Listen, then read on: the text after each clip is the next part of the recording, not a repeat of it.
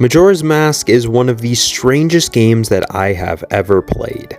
And that's not to say that it's bad, it's just very unique compared to every Zelda game that came both before and after it. And since this game has such a unique feel to it, doing this review has been especially challenging, because honestly, I don't even know where to start with this game. Which is why, since this is the first Zelda game in the 21st century, I might as well give my own personal backstory with this game. Majora's Mask always eluded me as a child. I never grew up playing this one, but I owned it, and it always sat on my shelf, but I never really got into it. In fact, I never even got the Deku mask off when I played through it. Which is why when going into this review, I was going in mostly blind, especially since last year was the time where I figured I was going to once and for all beat the game. And then I got about 45 minutes in, the game crashed when I tried to talk to someone, and I had to reset my entire 3DS system. Yeah, that was terrifying, and also is the reason why I played the Nintendo 64 version this time. But even then, this game was always interesting to me without having a main reason to be, which is why when playing through it this time, I always found every single new idea that the game threw at me to be fascinating. And because the Ocarina of Time review was a little bit weird pacing-wise, I am going to go back to my little pros and cons list for these reviews, which is why I'm going to start with pros, because in this game there are a lot of them. One of my favorite things about Majora's Mask has to be the story, and that's because it's one of the best that Zelda has ever seen.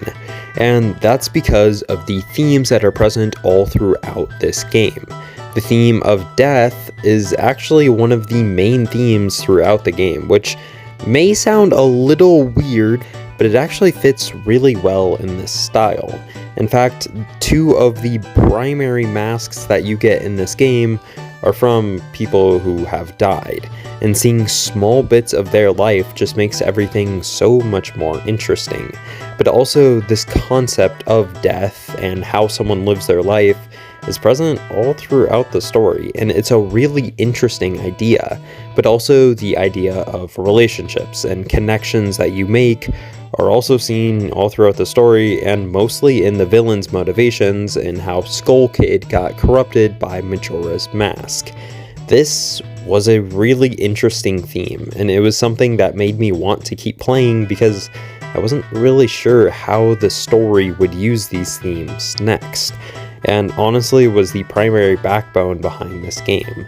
Also, all of the cutscenes are fantastic because they highlight these themes as well as what's going on in the story quite well, to the point where I honestly think these might be the best Zelda cutscenes, since Breath of the Wild's cutscenes have such terrible dialogue, but that is definitely one of the best things about this game to me personally. Another thing that I love in Majora's Mask is the gameplay, because similar to Ocarina of Time, the gameplay is really well designed and the puzzles are also really good in this one. While I wouldn't say they are quite as good as Ocarina of Time, they are on par with them, and this game definitely has some of the most underrated puzzles in total.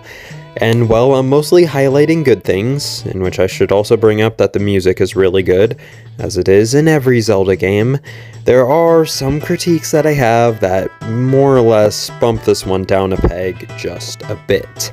And while I really like the puzzles in this game, the dungeon design is a completely different story. I do not like the dungeons in this game, with the exception being Stone Tower, which might be one of the best Zelda dungeons, but just ignore it for this side rant. Most of the dungeons in this game are ginormous, which is fine, but they are also really confusing to get around, and trying to figure out where you're supposed to go and what connection you're supposed to make throughout the dungeons is just too much. This is especially highlighted in Great Bay, which up to this point has probably been the worst Zelda dungeon that I've played so far in this series.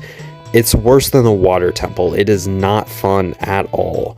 Great Bay has you lost all the time. The time limit can also be a problem, and it's really one of the only points in this game where the time limit can be a problem. This dungeon lasts forever, and the mini boss fight is also so annoying. While the boss itself is fine, Great Bay was one of my least favorite dungeons.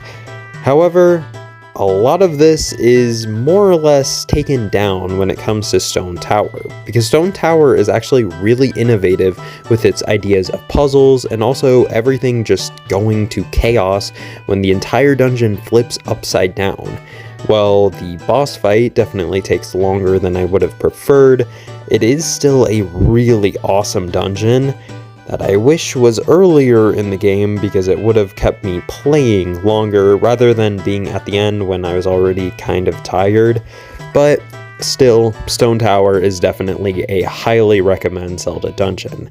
And the two other Zelda dungeons in this one, Woodhead and Snowhead, are kind of forgettable. These ones weren't necessarily bad, but they just kind of existed for me. And this game only having 4 dungeons is fine, but it leads to another major critique of mine. This major critique is that the time between going to dungeons is just too much for me. Now, maybe this is because I grew up playing A Link Between Worlds, where you can quite literally just walk from one dungeon to another after completing them, but this game has long pauses between dungeons that seem to last forever. Take, for example, the Great Bay. In order to get into this dungeon, first you need to rescue Epona from the ranch, then you have to pretty much glide over with Epona this giant fence into Great Bay, rescue this Zora, then save 7 Zora eggs from this Gerudo pirate ship in this chaotic adventure, and then 3 more eggs from eels in the bottom of the ocean, which you have to go through a maze in order to get to. This is way too much, and it is something that is just obnoxious to me.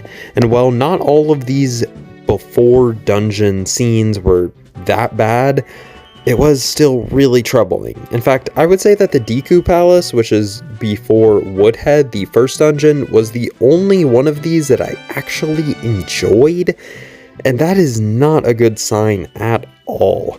Though I will say that the palace before the Stone Tower is also fine, although the bottom of the well scene before that is also obnoxiously long.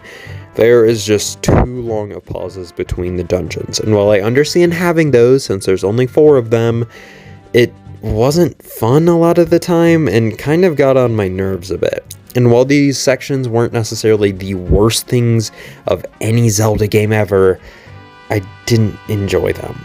And another problem I have, there are way too many items in this game. I complained about this a lot in A Link to the Past, and while it isn't as bad as A Link to the Past, there are almost as many items as in Ocarina of Time, plus there's 24 masks and 12 different songs for you to remember. That's just too much, and honestly, that was one of the major things bogging this one down for me. But honestly, even with all of that, I still enjoyed this game. And when it came time for the final boss fight, I figured maybe this game wasn't so bad. And when it came to the final boss itself, it was actually really exciting. At first, I was thinking that Majora's Mask wasn't as big of a threat as Ganon, but they actually make it so that Majora's Mask is that big of a threat. The first section of this boss fight was really fun to me, and then the second section was incredibly easy. I didn't even take damage during this section, and I still have no idea why this section was even a part of the boss fight. And the third one was kind of long, kind of obnoxious, but somewhat satisfying when you complete it. And bit of a side tangent, I really don't like multiple phase boss fights, and in this game, 3 phases was just a bit much for me. Honestly, I think that second phase could have been removed, and I mean, nothing would have changed. That second phase felt completely useless. But this game does have a very satisfying ending, satisfying credits, and a really cute end screen. And honestly, I enjoyed Majora's Mask, and it highlighting the themes at the end just made me enjoy it so much more. Which is why, although I definitely wouldn't have given it this score as a child, I'm going to give The Legend of Zelda Majora's Mask an 8 out of 10.